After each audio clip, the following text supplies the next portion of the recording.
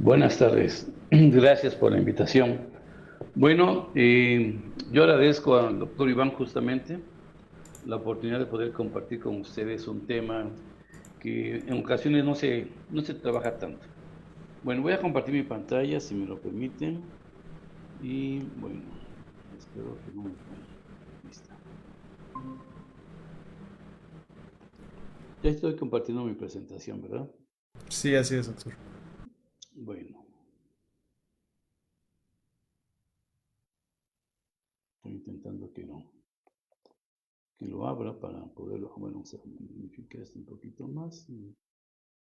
Presentación. Bueno, pues vamos a comenzar mientras yo me peleo aquí con la computadora. La didáctica que vamos a ver nosotros, pues obviamente surge desde la didáctica que todos conocemos, ¿no? Todos los que estamos inmersos, pues hay que cambiarme un poquito así, a ver si algo está pasando aquí no me deja presentar, pero bueno. El problema es que tampoco me deja avanzar. Y bueno, a ver si aquí ya se ve mejor. Bien, pues bueno, vamos a hablar. Tenemos nosotros el concepto de educación, que para algunas personas sería como el proceso histórico, sociohistórico, de pasar todo el conocimiento acumulado de la humanidad y poderlo en su momento compartir, bueno, enriquecerlo primero, obviamente, con nuestra generación y compartirlo a una nueva generación. Ese es un proceso que podríamos entenderlo como educación. Educación, pues ya sabemos que viene de educar y que sería como sacar de adentro lo que tenemos, ¿no? El conocimiento y todo lo que ya hemos ido acumulando. Entonces, vamos nosotros a platicar también de que tenemos otra ciencia. Esta ciencia es la ciencia educación, pedagogía, por ejemplo, la ciencia pedagógica, pues es la ciencia que tiene a su cargo determinar qué es lo que hay que educar, ¿no? Si uno ya me dijo que hay que educar, pues la otra me tiene que decir qué vamos a educar, ¿no? Y tenemos otra que donde surge este concepto, que sería en su momento la didáctica. La didáctica, pues, es la ciencia que tiene como objeto de estudio el estar revisando el proceso de enseñanza-aprendizaje, su ambiente, todos sus elementos que ayudan en su momento a poder eh, trabajar en un aula, ¿no? Bueno, lamentablemente aquí me aparecen unas cosas que no me dejan compartir mi pantalla. Y bueno, traía yo unas imágenes muy bonitas, por ejemplo, para mí que los precursores de la didáctica, pues son las personas que pintaron en las cuevas, lo que llamamos actualmente pinturas rupestres, pintaron diferentes, ¿no? Por ejemplo, bueno, vuelvo a insistir, lamentablemente no vamos a poder verlo, pero vamos a dejar de compartir. Si no lo vemos, pues dejamos de compartir, ¿no? Y entonces, en esas pinturas rupestres, por ejemplo, se aprecian la figura de un animal. Después se aprecian que están rodeando al animal y en la otra se ve que alguien está disparando con las flechas al animal, ¿no? Entonces, para mí, esa secuencia, pues, es una cuestión didáctica porque le estamos enseñando a las nuevas generaciones, mira, ese animal es el que vamos a comernos para poder sobrevivir. Para eso necesitamos hacer una rueda entre todos para que no se escape el animal. Y ya fulano y mengano se van a encargar en dispararle las flechas para cazarlo por fin, ¿no? Bueno, todo ese asunto para mí, pues, por eso digo que ellos son los precursores de la didáctica, porque es un buen material didáctico lo que podemos apreciar ahí. Claro, esa desde mi perspectiva, no soy antropólogo, simplemente soy un mortal cualquiera, pero desde ahí pienso yo que podría ser. Otros precursores podrían ser los griegos, por ejemplo, Sócrates y la mayéutica, por ejemplo. Sócrates y la mayéutica hacía ese proceso de educación que yo estaba definiendo al principio. Con una base de preguntas, llevaba a los discípulos de Sócrates a que ellos sacaran las respuestas que fueran teniendo en su momento, ¿no? Entonces, Sócrates, la mayéutica, otro también fue Platón. Platón también usaba lo que se llama el diálogo socrático. Y bueno, de alguna manera también a través de debates, de preguntas, podríamos nosotros hacer que esto pudiera funcionar, ¿no? Entonces, el discípulo aprendía y enriquecía su punto de vista o escuchando también incluso a las demás participaciones, ¿no? Bueno, otro personaje que también obviamente hay que mencionarlo, que ayudó mucho también en ese sentido, sería Juan Amós Comenio. Juan Amós Comenio, pues nos hace, bueno, nos entregó su didáctica magna, que sería su obra principal, y ahí podríamos sacar unos textos donde dice que, pues obviamente el enfoque de la educación es universal, primero, ¿no? Otro punto que hay que rescatar también es que el método de enseñanza debe estar basado en la naturaleza, ¿no? O sea, tiene que haber esa cuestión de la naturaleza, ¿no?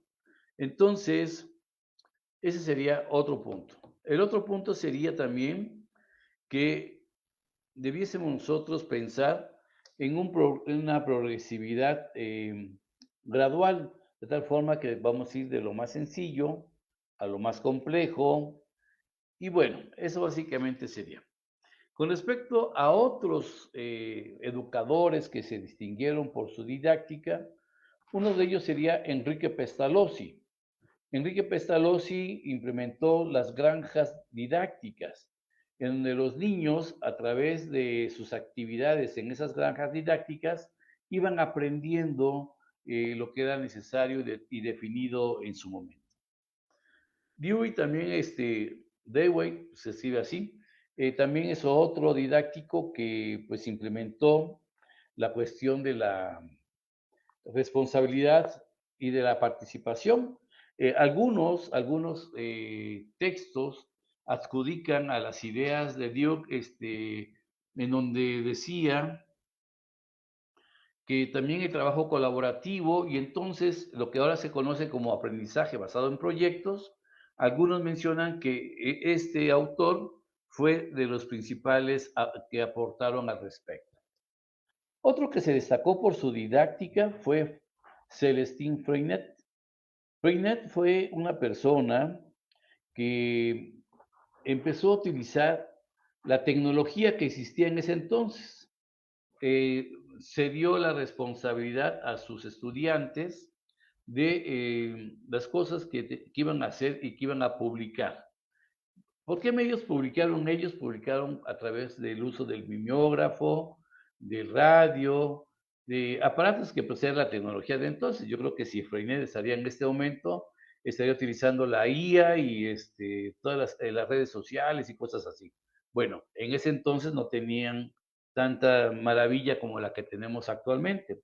Y entonces Freinet hizo que hicieran un periódico, por ejemplo, con sus estudiantes hicieron un periódico donde lo publicaban, obviamente localmente, y entonces de esa manera es como lo fue desarrollando. Entonces, era el conocimiento y la práctica a través de la tecnología vigente en ese entonces.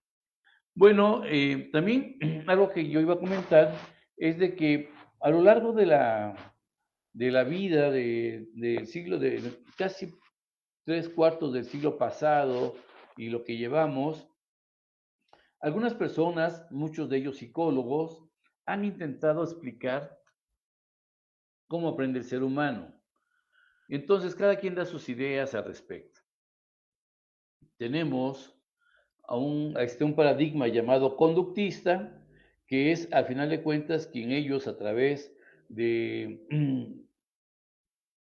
maneras de poder incentivar a la conducta del ser humano y podría ser un poco los reforzadores, positivos, negativos, y también en su momento lo que ellos podrían ir moviendo. Skinner, por ejemplo, que fue una de las máximas representaciones de este paradigma, pues él decía que eh, díganme qué cosa quieren que sea esta persona y yo lo hago, ¿no? Entonces, a través de, por ejemplo, alguien que dijera, es que yo quiero que deje de fumar, pues al momento de llevarse el cigarrillo a la boca, ahí le va el toquezote para que se espante y de una manera muy elegante deje de fumar, diga, no, ya no quiero fumar, ¿no? Por todo lo que tuvieron. Entonces, el condicionamiento era de esa manera, un poco agresivo en su momento. Lo interesante es de que es de fuera hacia adentro, ¿no? O sea, yo, conductista, yo conductor, te voy a hacer una serie de cosas como para que tú seas lo que se asume que se requiere de ti. Otros, otros investigadores crearon el paradigma cognitivista o cognitivo. En ese paradigma, pues se destacan por ser personas que buscaban el procesamiento de la información por parte del ser humano. Eh, Hubo una recreación en la computadora de lo que el ser humano de alguna forma procesaba, etcétera, etcétera. Bueno, los cognitivistas van al revés, van del cómo trabaja la computadora para llevárselo en su momento al ser humano, ¿no? Entonces, era un poquito al revés. Entonces, pues hay grandes exponentes aquí. Está Robert Gagné, por ejemplo, John Anderson, algunos ubican aquí en este paradigma a Osberg y así, ¿no? Entonces, tenemos dentro de los últimos cognitivistas, tenemos a Howard Gardner con su teoría de inteligencias múltiples, está parado ahí también.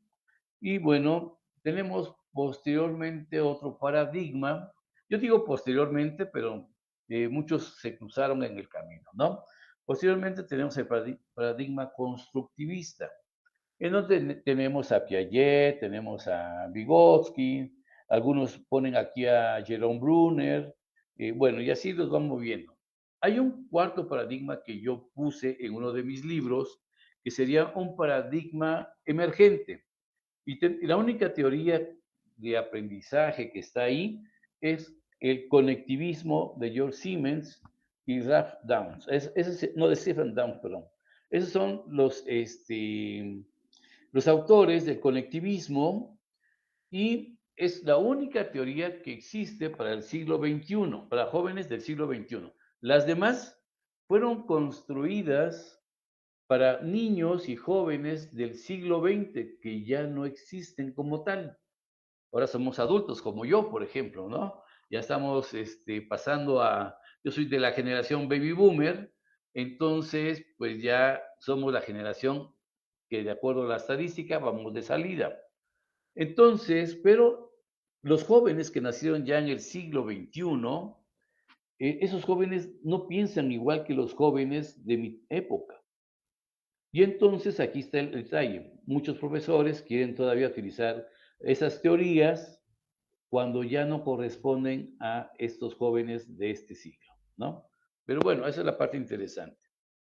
También algo que preparé para ustedes, pero bueno, ya ni para lamentarse, ¿verdad? Tenemos en este caso que la didáctica, desde que nació casada con la pedagogía. Prueba de ello es la definición de didáctica, ¿no? Ciencia y arte que estudia al proceso de enseñanza-aprendizaje. Y la única ciencia educativa que tiene el proceso de enseñanza-aprendizaje sería la pedagogía. Entonces, esta está muy casada con la pedagogía y la didáctica. Bueno, pues aquí llega Flavio Castillo e intenta separarlas ahora, ¿no? Separarlas, pero no en un pleito ahí. sino más bien separarlas para que amplíe su función. Actualmente tenemos pedagogía, tenemos ebegogía para adolescentes y tenemos andragogía para adultos. Entonces, cualquiera de esas tres ciencias que están en el mismo nivel, cualquiera de esas tres ciencias puede hacer uso de la didáctica. Entonces, no recuerdo la fecha, pero en algún momento un español de apellido Martín propuso algo que se llaman ciencias agógicas. Dijo, bueno, pedagogía, ebegogía, andragogía. Él agregó la gerontagogía, que no es una ciencia, pero la agregó ahí. Y todas terminan más o menos en gogía, ¿no? Y a ese conjunto de ciencias les llamó ciencias agógicas. Y entonces, por eso la didáctica de repente que estaba tan casada con la pedagogía, pues no tendría como que un uso tal en la ebegogía o en la andragogía. Y entonces su servidor se le ocurrió pues crear, más bien romper con la didáctica pedagógica y dejarlo en didáctica agógica, de tal manera que en esta didáctica agógica pudiera ser llamada por cualquiera de las ciencias que ya mencioné. Entonces, la llama ebegogía, pues la didáctica va a reaccionar con cosas que tengan que ver con ebegogía y de uso ebegógico. En el caso de andragogía, la utilizamos para las técnicas didácticas andragógicas y también de uso andragógico, ¿no? Entonces, de ahí es de que estamos haciendo esa situación. Ahora, de acuerdo, estoy siguiendo aquí el orden de mis diapositivas más o menos. Entonces, y esto también debe de favorecer porque en la actualidad tenemos a los baby boomers como yo, tenemos a la generación X, tenemos a los millennials, tenemos a los centennials a nivel universitario. Entonces, pues es una situación porque los baby boomers y los X aprendemos más o menos igual, generalmente con una alta prioridad en asistir a cursos presenciales. En el caso de los millennials y de los centennials, ellos están más abocados a la tecnología. Yo tengo actualmente centennials en mis aulas y muchos me cuestionan, oiga, doctor, pero ¿por qué tengo que venir hasta aquí a la escuela para tomar mis clases si las puedo tomar desde mi casa? ¿No? Bueno, hay una serie de cosas que también se tendría que discutir, como la pérdida de las funciones de los estudiantes durante la pandemia. Ahora tenemos gente pospandémica. Aprendieron a no tomar notas porque el profesor les compartía el video. Aprendieron varias, o más bien dejaron de aprender o de usar varias cosas que un estudiante antes de la pandemia lo manejaba perfectamente. Actualmente, si les pido que anoten algo, en ese momento se dan cuenta que no llevan ni siquiera un cuaderno o no llevan un bolígrafo, menos estoy esperanzado a que tomen notas, ¿verdad? Digo, bueno, pues utiliza tu grabadora de tu celular, tu cámara de video, pero tampoco. Entonces, es algo complicado que sucede en ese sentido, ¿no? Bueno, entonces la didáctica agógica está repartida en tres ciencias. La didáctica agógica que atiende a la pedagogía, la didáctica agógica que atiende a la pedagogía, la didáctica agógica que atiende a la andragogía. ¿Qué pequeñas diferencias hay? Como tenemos en la pedagogía el proceso de enseñanza-aprendizaje, entonces, dentro de todas las técnicas didácticas que se pueden tener, tenemos técnicas de enseñanza, la expositiva, la demostrativa, cosas así, ¿no? Entonces, pero en la ebegogía no tenemos esas técnicas de enseñanza. ¿Por qué? Porque en la ebegogía, menos en la andragogía, se enseña. El proceso que se utiliza en la ebegogía, que yo propuse alguna vez, es el proceso de problematización-aprendizaje, PPA. Acuérdense que la pedagogía tiene PEA. Pedagogía, PPA, que sería un proceso de problematización, y todo está acorde al momento psicobiológico del estudiante ebegógico, de acuerdo a su ciclo vital, ¿no? En caso de los adultos, tampoco hay técnicas de enseñanza. ¿Por qué? Porque la andragogía maneja un proceso de orientación, aprendizaje. Tampoco hay proceso de enseñanza, por lo tanto, no se usan. Entonces, si vemos, que lamentablemente no lo podemos hacer ahorita, si vemos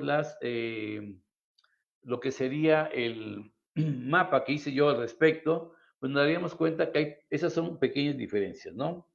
Hay técnicas, por ejemplo, me voy a brincar la hebegogía, me voy a ir a la andragogía. Hay técnicas andragógicas que nacieron en la andragogía. Entonces, esas técnicas, pues está pensado, yo me he ido dando cuenta que si hubiese algún día alguien que quisiera empatar algo de pedagogía con andragogía, el enlace podría ser la teoría del control adaptativo del pensamiento, ACT en inglés, de John Anderson.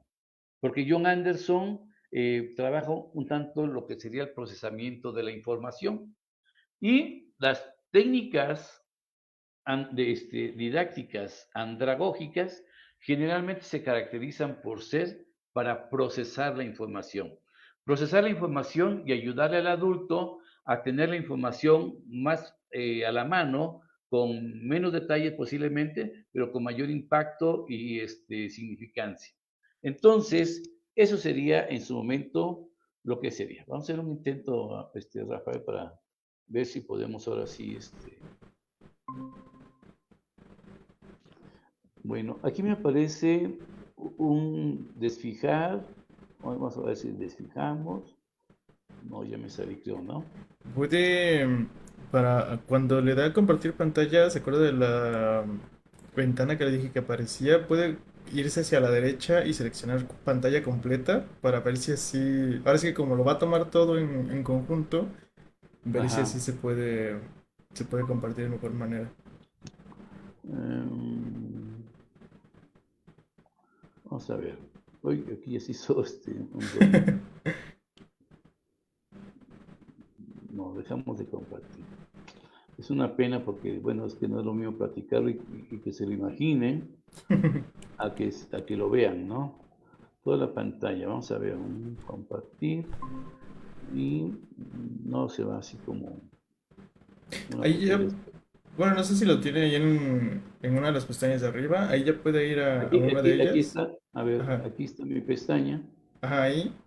Ajá. Y ahí póngale no permitir para que no se ponga ahí. Ahí ya está, bueno, ahí ya estamos con la presentación. Ya No sé si estamos le con la puede, presentación. ajá, no sé si le puede dar en Déjenme presentar. aquí, voy a poner acá, presentación. Ahí está, ahí se ve mi pantalla. Sí, ahí está perfecto. Ah, y se fue al principio otra vez. Ah, no, sí está bien. Bueno, entonces vamos a retomar desde aquí lo que yo venía explicando. Tenemos la parte aquí están las técnicas de enseñanza, expositiva, demostrativa, vivencial. En el caso de la didáctica agógica, pero desde la hebegogía, no tenemos esa parte.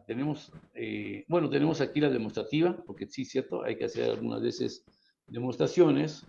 Y del lado de la andragógica, tenemos generalmente técnicas de procesamiento, lo que yo les estaba diciendo ahorita, ¿no? Entonces, desde la andragogía tenemos unas técnicas que ahorita vamos a mostrar, que están totalmente orientadas hacia el procesamiento. ¿Se pueden utilizar en la pedagogía? Tal vez sí, no lo he intentado.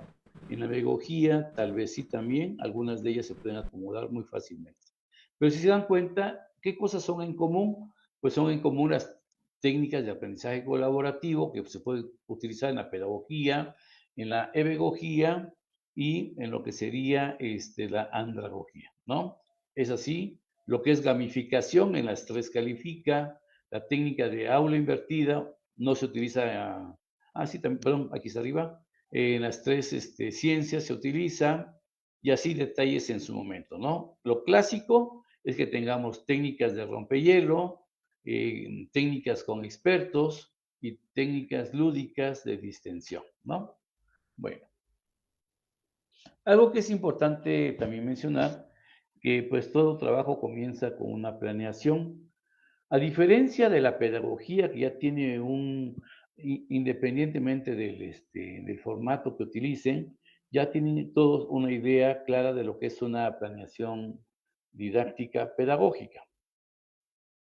El día de hoy voy a presentarles lo que podría ser una planeación didáctica para la pedagogía y para la andragogía, ¿ok? Miren, en primer lugar, este formato hago reconocimiento de la Universidad Mesoamericana Oaxaca, que lo utiliza y yo nada más le he girado un poquito el uso, digamos, ¿no? Bueno, tiene la materia, tiene el facilitador en esa zona, que se puso ya amarillo. Del lado izquierdo tenemos en su momento la cuestión temporal, los meses, las semanas. En mi caso, en mi plantel, son 16 semanas las que utilizamos para un ciclo escolar. Y los demás, pues son días fechas y días, ¿no? En mi caso, todo lo que está aquí en azul. En mi caso, mi curso, perdón, el 25 de agosto y va a terminar el 12 de diciembre, lo que está subrayado en azul. Lo que está subrayado en amarillo son los días inhábiles. Por ejemplo, este martes tenemos descanso, un fabuloso puente que nos llegó de sorpresa. Y en noviembre tenemos otro puente, otro fin de semana largo para aquellos que no tengan la referencia de lo que es puente para los mexicanos. Y entonces el 17 de noviembre, que es conmemoración a la Revolución Mexicana, ¿no? Bueno, si se dan cuenta, tengo dos cuadritos pintados de verde, dos arriba en septiembre y dos abajo en noviembre. Son los momentos de seguimiento, la semana de seguimiento, ¿no? Entonces, tomando todo esto, Flavio Castillo, sugiere para la hebegogía y para la andragogía, sugiere que entonces manejemos colores por semanas. Mi experiencia me dice que la primera unidad nos vamos a llevar 2, 4, 6 semanas. La segunda también es de 6 semanas. Ya llevamos 12 semanas, ¿no? Entonces me quedan 4 semanas. 2 semanas para la tercera unidad y 2 semanas para la cuarta unidad. ¿Por qué? Porque son unidades muy chiquitas. Entonces, yo hago una planeación sin poner, si fuera pedagógico esto, pondría yo 26 martes, si es que me toca dar clases en martes.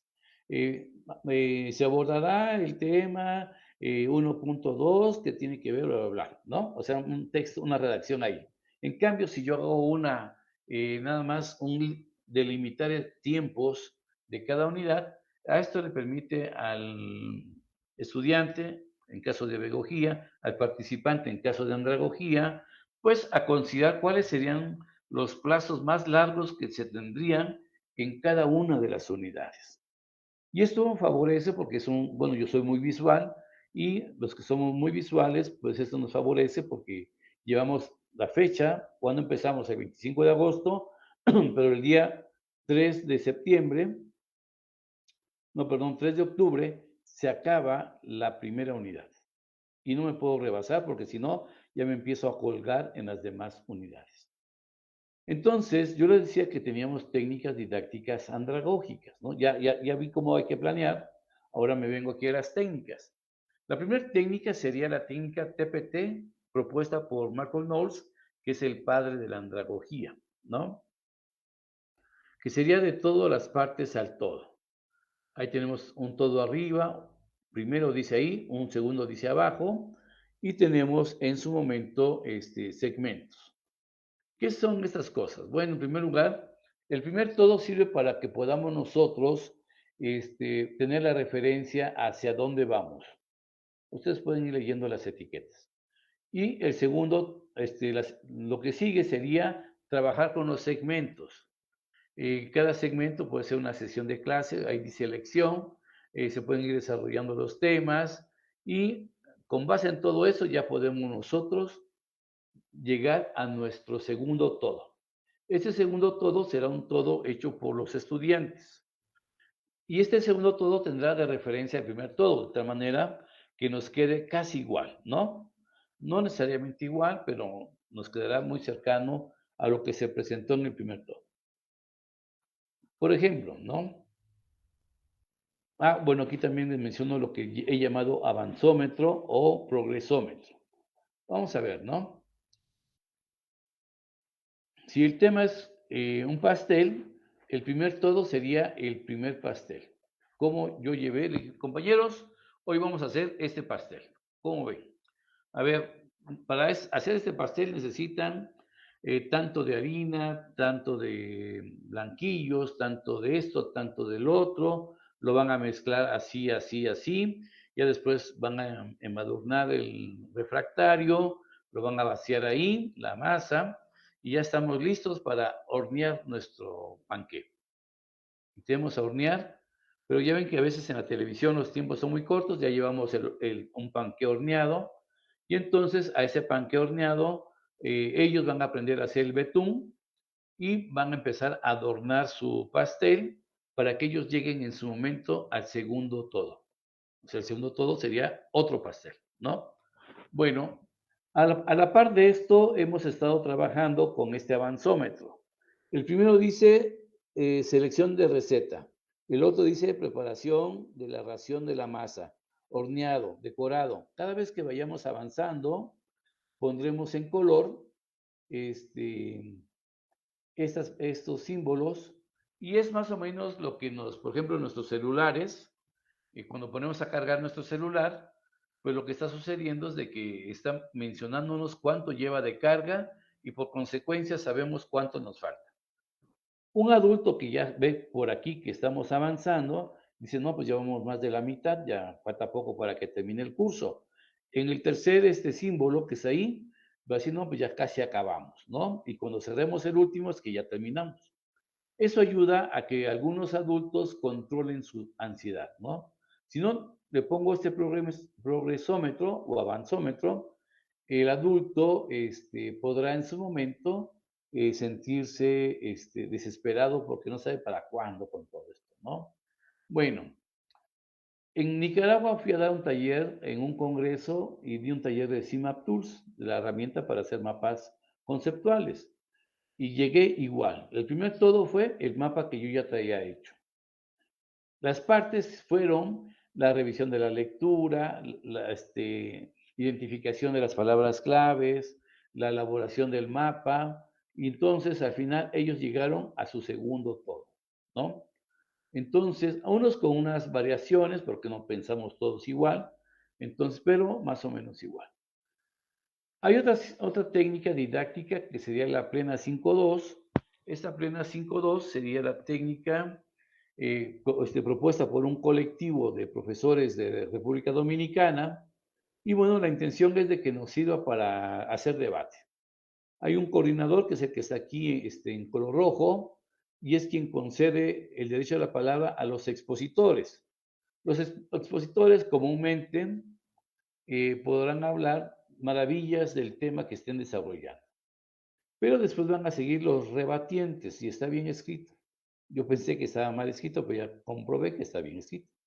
Y entonces los rebatientes van a empezar a hablar las cosas negativas del tema que estamos desarrollando. Así como en las películas de Hollywood, donde hay un juicio y tenemos a un fiscal y tenemos a un abogado defensor y tenemos a una cantidad de personas que son el jurado, bueno, el público, o sea, los demás estudiantes de ese grupo serían en su momento el jurado para determinar qué sí y qué no es mejor. Al final pasamos a un proceso de evaluación y cerramos la sesión, ¿no? Esta técnica es utilizada comúnmente para grupos grandes, ¿no? Otra técnica, esta técnica ya casi era de este siglo, fue hecha por Miguel de Zubiría Sampier, un colombiano, que él se dio cuenta cuando fue contratado que sus estudiantes no tenían elementos para argumentar. Entonces él diseñó esta técnica llamada mente facto, y entonces el concepto que está aquí al centro sería el tema principal. Arriba sería la categoría de la cual depende este concepto. Y abajo sería los tipos de concepto que hay. Del lado izquierdo irían cosas características del concepto o la definición, y del lado derecho, después del símbolo de desigual, vendrían las exclusiones, ¿no? Bueno, aquí lo vuelvo a repetir, el objeto de estudio, la categoría mayor, las ideas claves, las ideas que no son parte o son diferentes y las subclases del concepto.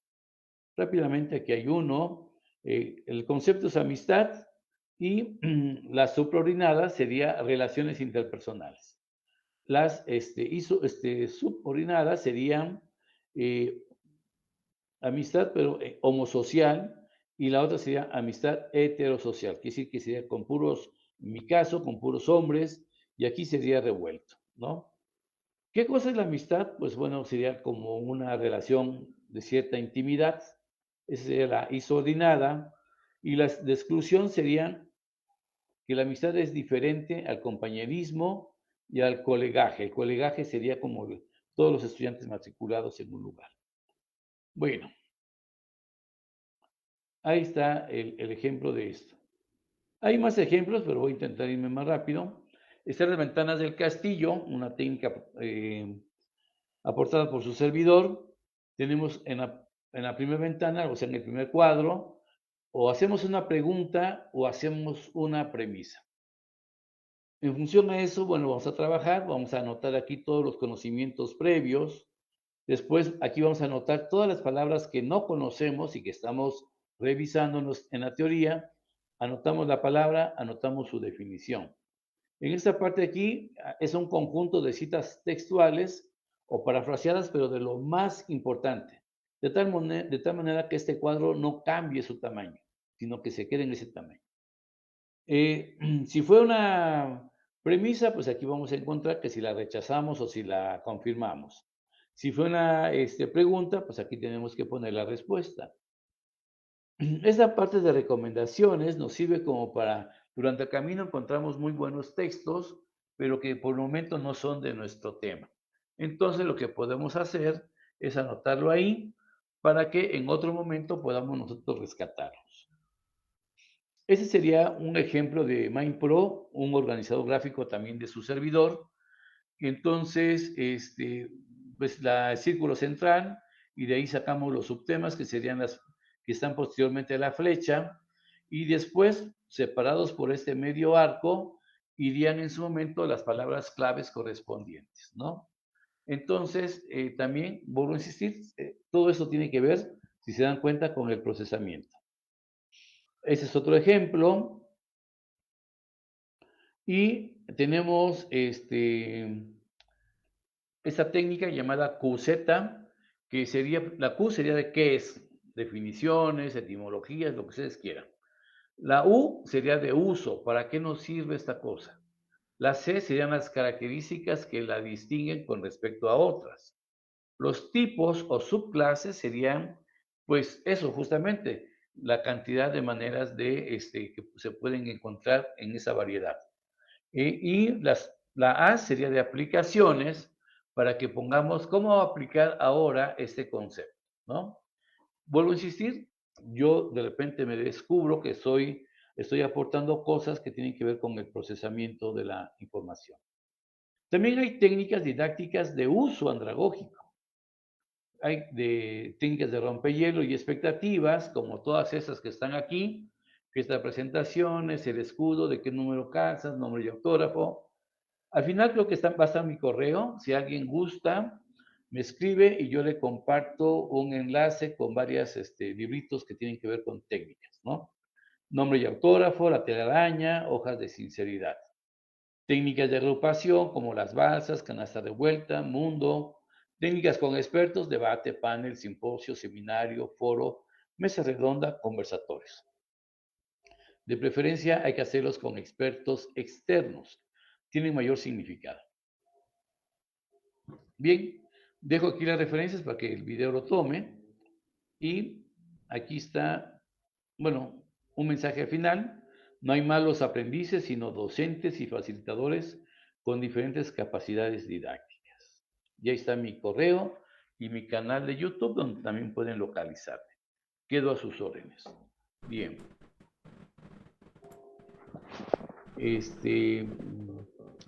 dejé de compartir, mi estimado.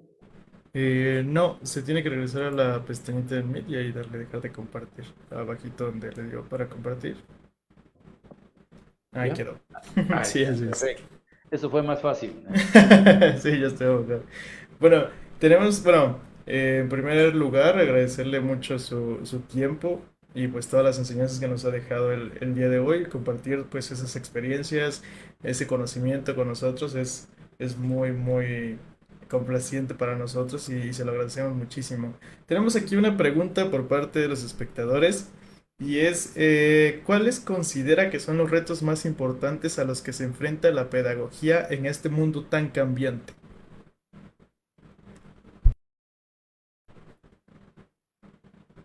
Debemos de recordar que la pedagogía, definida por el Diccionario de Ciencias de la Educación de Editorial Santillana, la define como ciencia y arte de instruir a los niños. Si pensamos en esa definición y la lleváramos a cabo, la pedagogía entonces empezaría a decrecer en su uso. ¿Por qué? Porque de acuerdo a las cifras demográficas, ahora hay más adultos que niños, ¿no? Entonces, en esa situación sería así. La pedagogía, pues a final de cuentas, con el apellido que le quieran poner, pues debiese estar pensado generalmente, y me gustaría que el auditorio se quedara con esa idea, de que debiese ser asignado a los niños. ¿Por qué? Porque tenemos la pedagogía para los adolescentes y la andragogía para los adultos. Yo sé porque he revisado varios programas de estudio, planes y programas de estudio, perdón, y he visto que, por ejemplo, hay escuelas, universidades que tienen pedagogía del niño, que se me hace redundante, pedagogía del adolescente, pedagogía del adulto, pedagogía del viejito, pedagogía, ¿me explico? O sea, no, o sea, la pedagogía sí fue usada porque no había más que utilizar, pero actualmente debiese dar paso a las nuevas ciencias. Yo he dicho en otros foros que las universidades caminan muy, pero muy lento.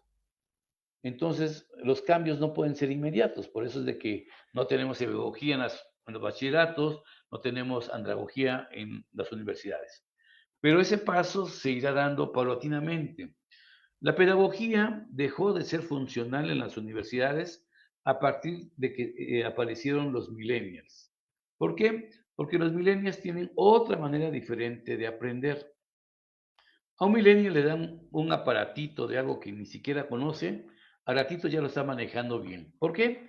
Ya se fue a meter a un video en YouTube, ya leyó un artículo por acá y con todo eso ya aprendió a manejar el aparatito.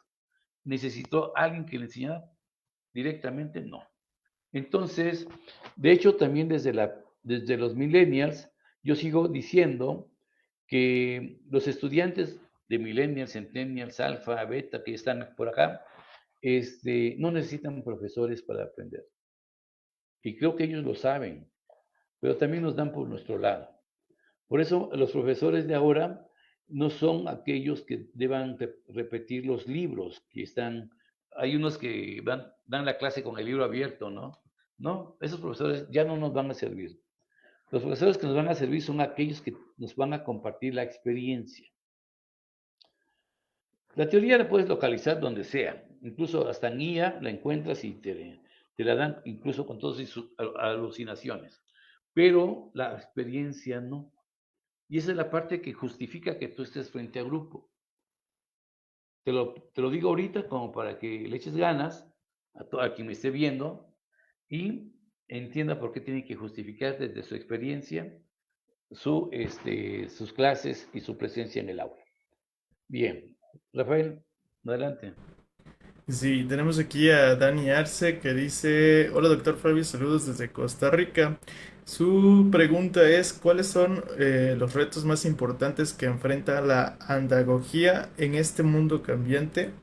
Y también ella comenta que para ella es muy importante que los docentes que trabajan con adultos deben tener conocimientos en la andagogía como tal.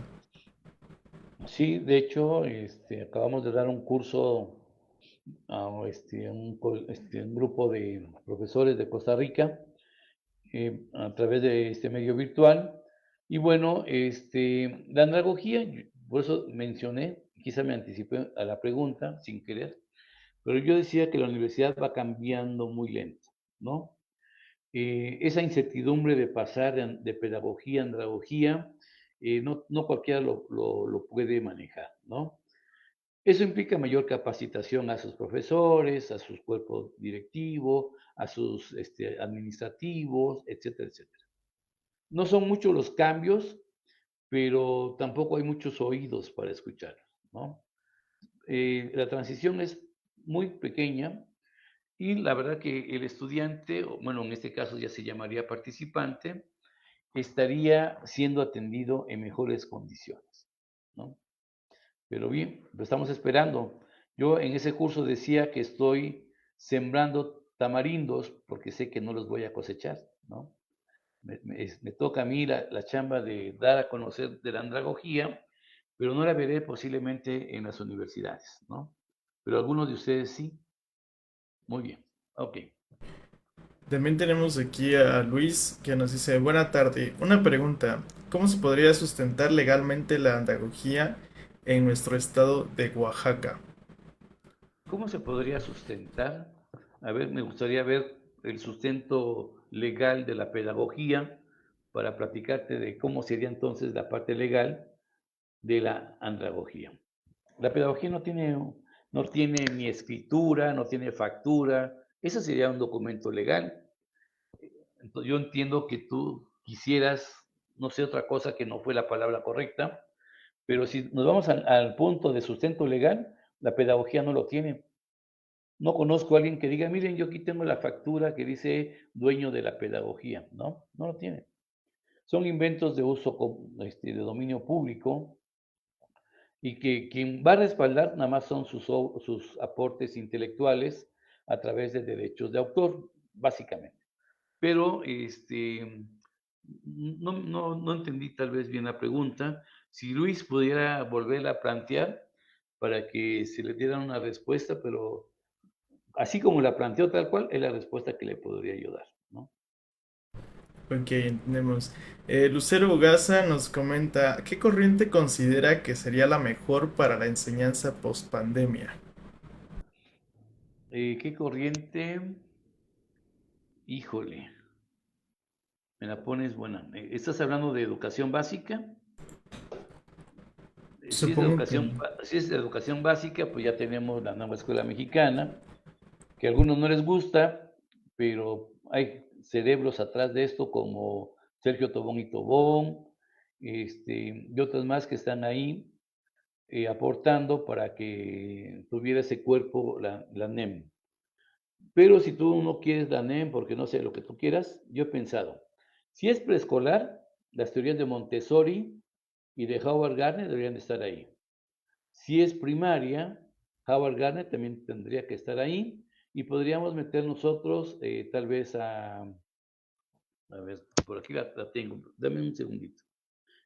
Podríamos meter también a otro autor que nos pudiera ayudar, como por ejemplo la teoría del conectivismo que yo mencionaba, de George Siemens y Stephen Downes.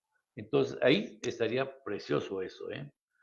Y si nos fuéramos a secundaria y bachillerato, pues ahí también nuevamente el conectivismo estaría a la orden del día. No estamos tocando teorías, bueno, en caso de preescolar sí, por la importancia de Montessori, pero en caso de secundaria y bachillerato ya no estamos tocando nada del siglo pasado.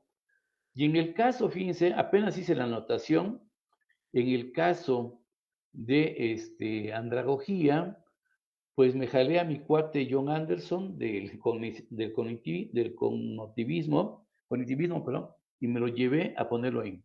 ¿Por qué? Porque John Anderson no es pedagogo, él es psicólogo. Y entonces como psicólogo dijo, miren, aquí está mi teoría, la pueden usar de esta manera y no pasa nada.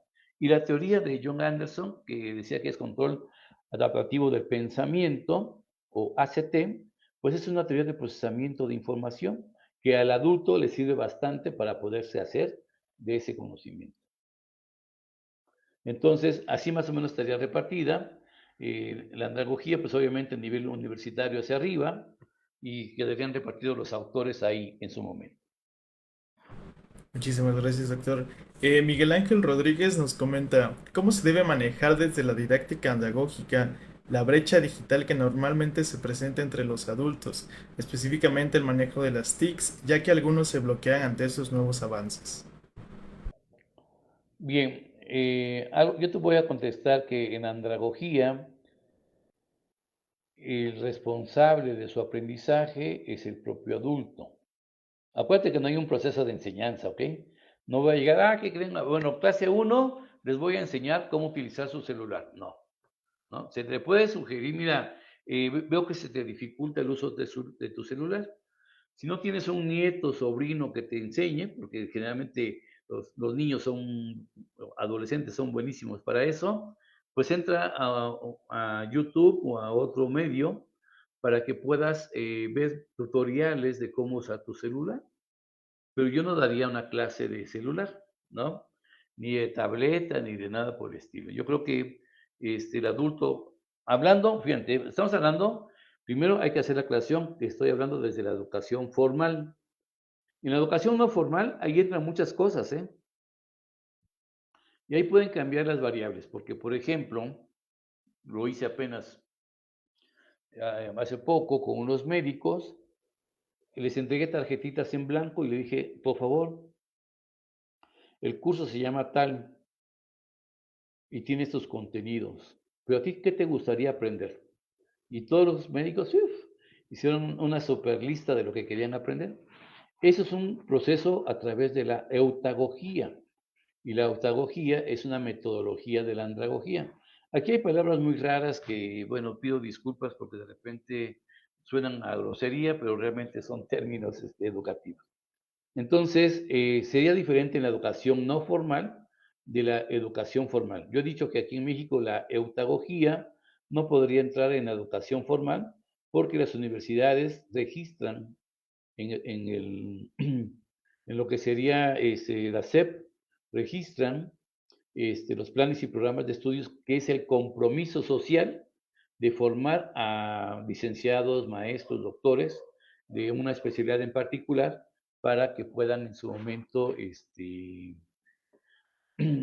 ejercer y complementar todas las necesidades de la comunidad, ¿no? Entonces, si yo llego y digo en la materia de psicología organizacional, a ver, díganme qué cosa quieren aprender, pues alguien me va a poner un disparate y bueno, yo le di oportunidad de que pusiera el disparate, ¿no?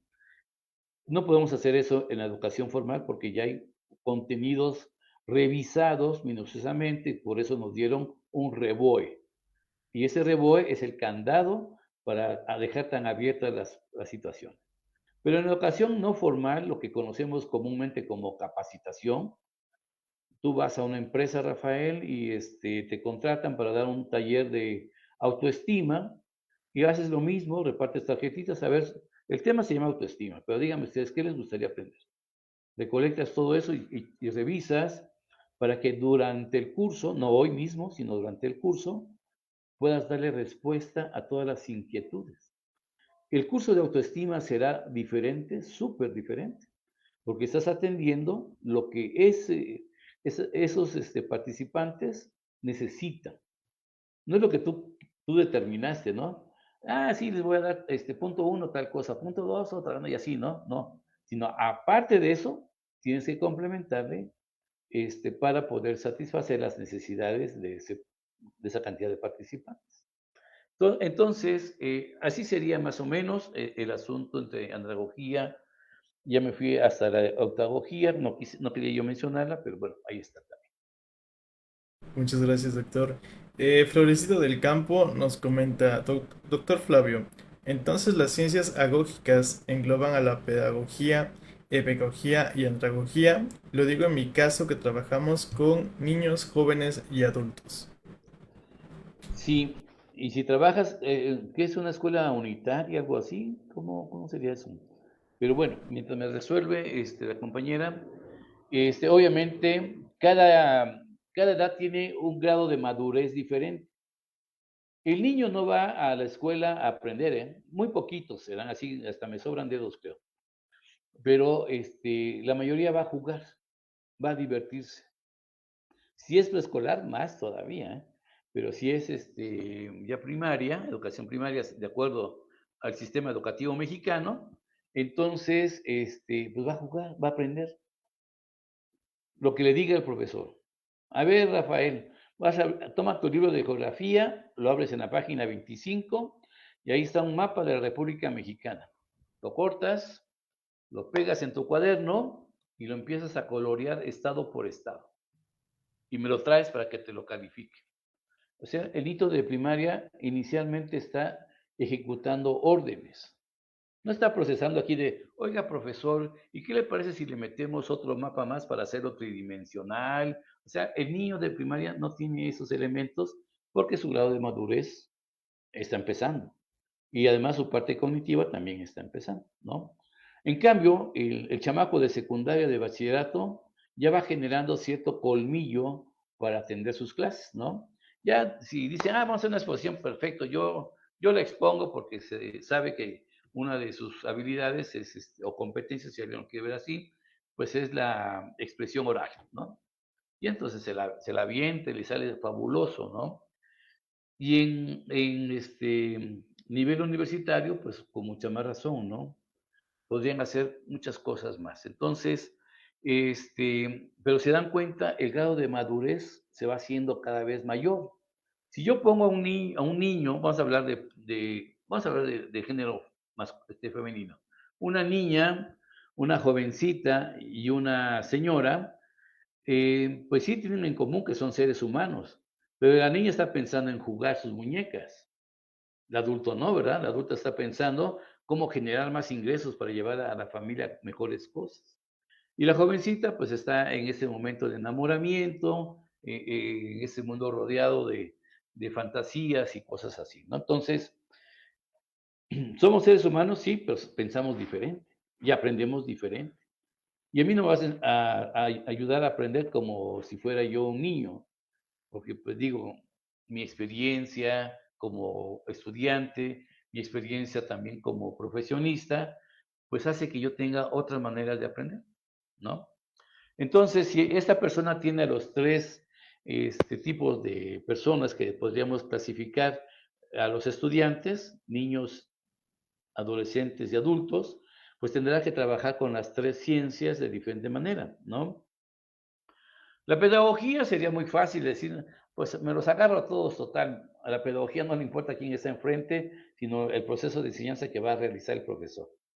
Y si aprende, qué bueno, ¿eh? Qué bueno que sucedió, pero si no aprende, pues seguramente que es un problema del estudiante, porque yo lo expliqué muy bien, que serían como las lógicas pedagógicas, ¿no?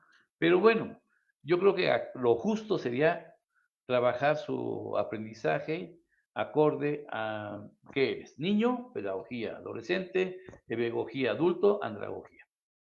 Sería lo más justo y lo más sensato en su momento. Gracias. Perfecto, muchas gracias, doctor. Y por último, Luis nos dice, actualmente las investigaciones de Freire aún se toman en cuenta para la educación de adultos. Mira, antes de contestar, te voy a decir rápidamente. Hace algunos años, no recuerdo cuántos, creo que estaba Fox como presidente, el subsecretario de Educación Pública, Reyes Tamés, él dijo, ¿saben qué? Yo trabajo en un tecnológico. Todos los tecnológicos van a ser constructivistas. Y empezaron a meter cursos de Vygotsky, bla, bla, bla, todo el rollo, ¿no? Y en ese momento, pues todos tuvieron que aprender eso para poder trabajar. Bueno, en este caso, ¿me puedes repetir la pregunta más para no salirme de la respuesta, en la Sí, respuesta? dice si actualmente las investigaciones de Freire aún se toman en Ok, cuenta para la Freire. educación. Muy bien. Y en caso de Paulo Freire, pues fue un pedagogo alfabetizador, quiere decir que estamos hablando de educación no formal. Entonces, pues él, y además su contexto, porque es algo que muchas gentes olvidan. El contexto son plantaciones en Brasil, donde pues, las condiciones eran infrahumanas en ese entonces, no había derechos humanos, eran infrahumanas para los trabajadores, y entonces pues eran casi esclavos, ¿no? Si no es que eran esclavos. Entonces Freire aportó ahí y fue muy enriquecedor. Pero Freire no puede irse al aula porque su proceso es diferente, ¿no? Freire todavía habla de pedagogía, y entonces habla de una pedagogía del oprimido que algunos lo han hecho casi como ¿cómo se llama? Como el Che Guevara de la educación, ¿no? Y dice, no, es que vino acá y nos mostró y visibilizó a los, y son palabras que ahora usan, ¿no? A las personas y cuánta cosa, ¿no? Es correcto, o sea, está bien, pero ese es en el proceso alfabetizador, ¿no? Hay muchos andragogos que también fueron alfabetizadores y que ganaron premios mundiales de alfabetización, como el doctor Félix Aram, de origen venezolano. Entonces, no nos podríamos ir con la cuestión de la, ¿cómo se llama? De la idea de que porque, como funcionó lo de Freire, pues nos vamos a llevar a Freire al salón de clases. Tendrías que hacer muchas adecuaciones, ¿no? El estudiante, para empezar, no va a estar en las condiciones que estuvieron los estudiantes de Freire, ¿no? No van a estar siendo latigueados, ni van a estar siendo, ¿cómo se llama? Maltratados, encadenados, como sucedieron con los estudiantes ¿cómo se llama? De Freire, ¿no? Entonces, creo que tendrías que poner las cosas, pues, acorde a las circunstancias, ¿no? Entonces, Freire luchó para que hubiera un proceso de enseñanza en una educación no bancaria, cosas así, ¿no? Si mal no recuerdo, alguna vez vi a Freire en algún curso. Entonces, pero fíjense que revisando la obra de Freire, bien pudo haber sido un andragogo Freire, más que él nunca lo supo, ¿no? Pero incluso por ahí van a encontrar un libro que analizan la obra de Freire a la luz de la andragogía. Y los autores caen, no soy yo, hay otras gentes, caen en cuenta de que sería en su momento este, un andragogo, ¿no? Hecho y derecho, nada más que pues vuelvo a insistir, él nunca lo supo, ¿no? Bueno, entonces mira, hay una frase que estoy localizando de Freire, mira, Freire dice, o dijo, perdón, lucho por una educación que nos enseñe a pensar y no por una educación que nos enseñe a obedecer, ¿no? Esa es una frase de un pedagogo. Yo te voy a compartir la mía. Dice, yo lucho por un mundo de adultos con aprendizaje sin enseñanzas. ¿Sabes cuál es la diferencia? Que a lo mejor aparentemente no la hay. La diferencia está en que aquel que busca la enseñanza está sometiendo al que está aprendiendo. En cambio, alguien que facilite el aprendizaje le está dando el espacio y el respeto para que promueva su propio aprendizaje. Entonces yo dije, yo quiero que aprendan, pero no quiero que les enseñen porque entonces van a estar como cuando hay gente que tiene pájaros en su casa y le cortan las alas para que no se vayan, ¿no? Algo así pasaría con nuestros estudiantes. Y eso se me hace una aberración. Por eso es de que yo busco que haya aprendizajes sin enseñanzas. Muy bien. Rafael, a tus órdenes. Bueno, pues muchísimas gracias, doctor. Siempre es un gusto poder escuchar todo su conocimiento y su experiencia en este tipo de temas. Parece que para mí es un gran honor estar aquí con usted. Para la audiencia también, sin duda, pues ha sido una sesión bastante gratificante. Así que pues simplemente si usted quisiera darles algún último comentario para poder ir cerrando esta sesión. Bien, voy a cerrar con una pequeña reflexión. En el año 2088 se va a cumplir el primer milenio de la fundación de la primera universidad occidental, que fue la Universidad de Bolonia en 1088. Seguramente que a mí no me tocará tampoco festejar eso, pero yo quisiera que reflexionaran. Han sido un milenio de sometimientos, de inculcarle ideas a los jóvenes, influir o intervenir en ese sentido. La andragogía busca la autorrealización del adulto, no nada más que aprenda, sino que se desarrolle como adulto que es. Entonces, si la andragogía busca la autorrealización del adulto, ¿cuántos milenios más tendremos que esperar para que las universidades adopten a la andragogía por fin? Muchas gracias. Muchísimas gracias, doctor.